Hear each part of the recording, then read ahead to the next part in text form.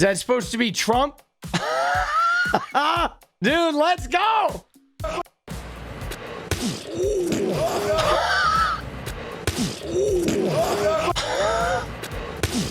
Dude, that's a good one. Yeah, dude, Trump is just, dude, he's a loser, bro. Oh, that's a beautiful sight to see, isn't it? Obviously, since Trump won this election and has taken office, he's elevated the amount of, white supremacy, neo-Nazi type shit we've been seeing. People openly using slurs. They're trying to roll us back to like the 1950s. And of course, we aren't having it. But this incident in Cincinnati was really important because once again, a little U-Haul shows up with some oath keepers, some Patriot Front people, whatever faceless, masked up group of white supremacist weirdos that climb out of a U-Haul. The usual subjects. But this time, they got shut down by the black community who showed up in droves, literally ran them out of town. And I mean, even the cops were talking about how they found him in the U-Haul just soaked in pepper spray. Yes!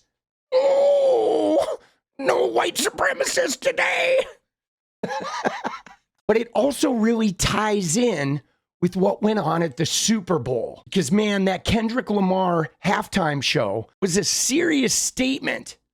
All people of color, the American flag, America built on the backs of people of color. And you could tell he hit a nerve the way all the far-right influencer white supremacists got really irked by this. And of course, driving Trump out of the game halfway through, his team losing, the whole thing felt like a statement. Again, thank you guys. If you like the content, please drop a sub, and we appreciate the members. Had a lot of growth around here lately. Feels like this community is just getting started, so thank you. It's much appreciated. Dude, I love this, though. The white supremacists got rocked. Did you see this shit? Some white supremacists showed up in Cincinnati. Look at them. They always show up with a U-Haul. The cops are usually like totally friendly with them, but they show up with their fucking Nazi flags and shit, always in a U-Haul. But then a group of black people showed up, black community members showed up, and we're like, fuck you, bro. Once again, people of color coming through in the clutch, because black people, historically, they've had to fight for their rights the whole way, man. First off, they chase them off the block. Then we have them. Yeah, burn that bitch up. Burn that bitch they up. burn their flag. Burn. Let that bitch burn. Yeah. What I'm talking about? I'm out. Still liquor license off 15 shit. Perfect, man. Out of here! Let's go. Out of here! Fuck y'all flag! Hitler been dead. Y'all living in the 40s. Dude, I love it. I love to see it, bro. Right? Dude, Cincinnati's amazing. There is a vibrant black community in Cincinnati. What's up, Will? Over here. We'll kill all of them.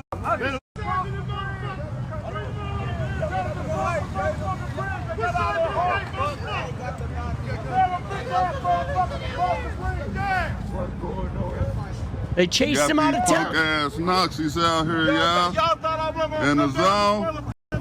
I'm on my way to DJ, man. I done came. What the f*** wrong with these motherfuckers? They done lost the goddamn Then let's They go. want to die today. These bitch ass motherfuckers. They want to die today. Get out of What's here. up, Dude. Over here. We'll kill And all one of them. guy's like, these bitch ass motherfuckers. Die today. Fuck them motherfuckers. You see, they're wearing the fucking black and gold. We don't want them, man. Well, okay. They can die today. They done came to the wrong hood with that shit. Yeah.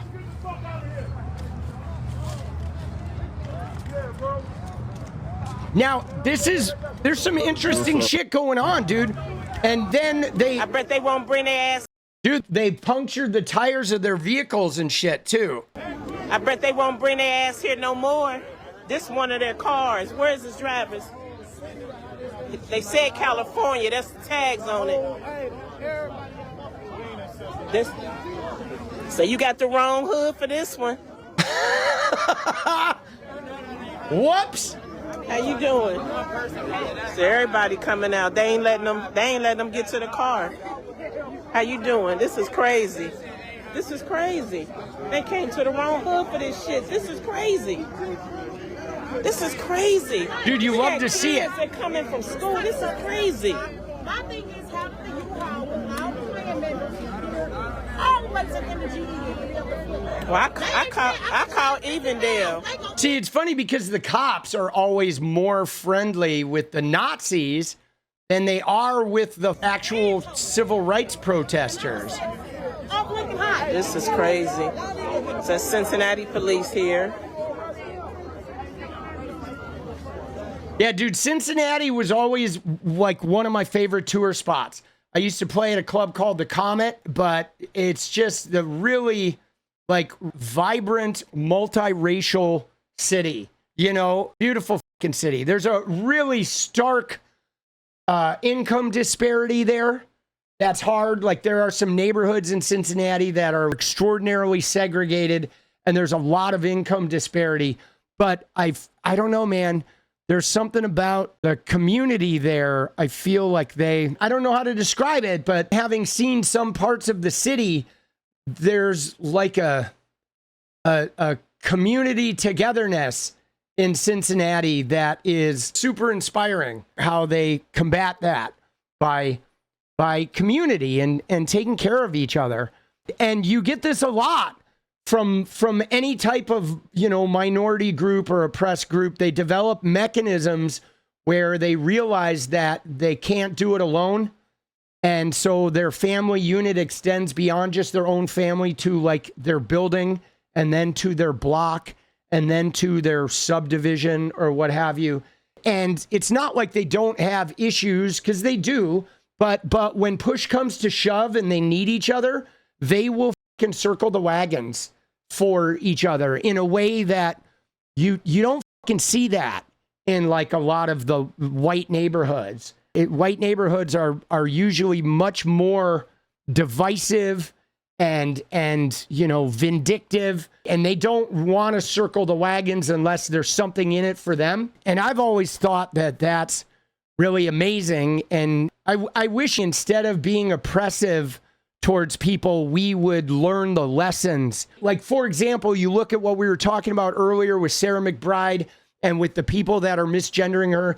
It's like, instead of being oppressive towards transgender people, we can learn from their experience and from their community and from the way their community takes care of each other. And like, that's what I've always found, is we should be focusing on those communities and learning from their strengths, because it takes far more strength to survive in America as part of the transgender community than it does being a fucking white guy. Me being a white guy doesn't mean my life's not hard. And I've had my fair share of tragedy and fucking struggles, but for the most part, my life is kind of fucking easy. If I just show up, you know, 9 times out of 10, I'm getting nothing but benefits. And there are a lot of communities that aren't like that. Like, they show up and they have to be fucking perfect to get 1 inch ahead. And even then, even when they're perfect, they may get knocked back. And I don't know. I like to learn and get inspired by their strength as opposed to like trying to thwart them. But, you know, I'm not a fucking degenerate human being like some of these assholes. The Chiefs are obviously from Missouri, which is like a crazy pro-Trump state. Patrick Mahomes' wife is all like Trump, Trump, Trump. Even Travis Kelce was saying, oh, I'm so excited to have Trump here. And Trump was like going to the Super Bowl to make it all about him. He said he picked the Chiefs. He was like, the Chiefs, the Chiefs, the Chiefs. And then they got fucking shit on. And Philadelphia is a very blue city, guys. A very high working class black population in Philly. It's a union town, and they fucking don't like Trump there. And they shit on him. Dude, it was like a rebuke of Trumpism, dude. It was beautiful to see, dude. Just absolutely stunning to watch. What's he got left? Pressure again. Dude, Trump ain't got shit, boss. What has he accomplished? He attacked 10 transgender athletes with an executive order, and then he renamed the Gulf of Mexico that we're all gonna just call the Gulf of Mexico anyway, like Twitter. Like, dude, please. He'll be lucky if he makes it to the end of this term. It's like so weird. It's not an important thing to worry about But what it is it's just something that they can claim. I believe it's more about Trump having the power to rename this thing about America. And now, like, all of his rubes will call it Gulf of that. So now it's great, though, because if anybody actually calls it that, you know they're a fucking Trump sniff. I feel like it lets you know who not to invite to your fucking party. Long after MAGA, we'll be walking around going, oh my God, they're Gulf of America people. Dude, what's wrong with that dude? Oh, he's a Gulf of America person. They're like, oh, okay. Oh, shit. Oh, I got it. All right. That explains it. It's going to be synonymous with like QAnon. Bud Light was still the official beer of the Super Bowl, despite their Dylan Mulvaney issues. They've accomplished nothing. And there you go. Kendrick Lamar, incredibly talented. The guy's a monster in front of the camera. Great fucking rapper. There's no doubt that that guy's a master of his craft, but I just don't like his music. But yeah, dude, the Samuel L. Jackson was pretty cool. The whole Uncle Sam. I loved how there was not a single white person in it. That was amazing. I loved that. Okay? I loved it. Because I knew the right wingers were going to fucking shit themselves over it. Matt Walsh was having a fucking conniption, bro. Look at this. Bold decision to hire a halftime performer who doesn't actually perform.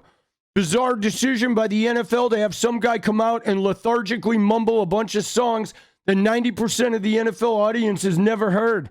This is easily the worst halftime show I've ever seen. Halftime show is trash. Nobody can even understand what he's saying. The vast majority of football fans haven't even heard most of these songs. Dude, I thought this guy's tweet nailed it. Watching this halftime show with a bunch of white people who just don't get it. Look at that DEI halftime show. Oh, shit. But dude, look at this. This guy called it a black nationalist show. Dude, raise your hand if you survived the black nationalist Super Bowl halftime show. See, this is what's funny, too. For him to be, like, survived. Like, really? You really, these white guys survived that halftime show? Like, man, the white fragility, bro, is so delicate. Like, these guys are the most delicate motherfuckers out there. Seriously, if you had to survive that halftime show, like, you are a fucking candy ass extraordinaire. If that, like, wounded you, it's a halftime show. Everything that the white supremacists hate, I tend to like. The revolution about to be televised. You picked the right time, but the wrong guy. Is this Trump getting booed?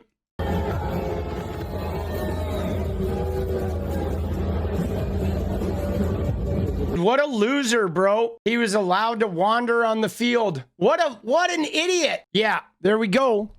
Dude, Trump left the Super Bowl after watching the team he picked, the Chiefs, get slaughtered by the Eagles. Dude, he's going to put a tariff on cream cheese. Dude, that's the way his mind works, right? You know? Oh, shit. That's fucking amazing. Everything about him is just ceremonial fucking jerking off, bro.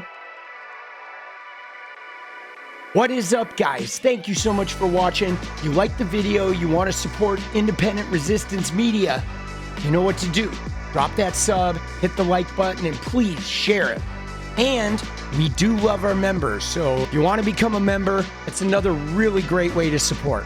Thanks again for everything, guys. I'll see you next time. Let's go.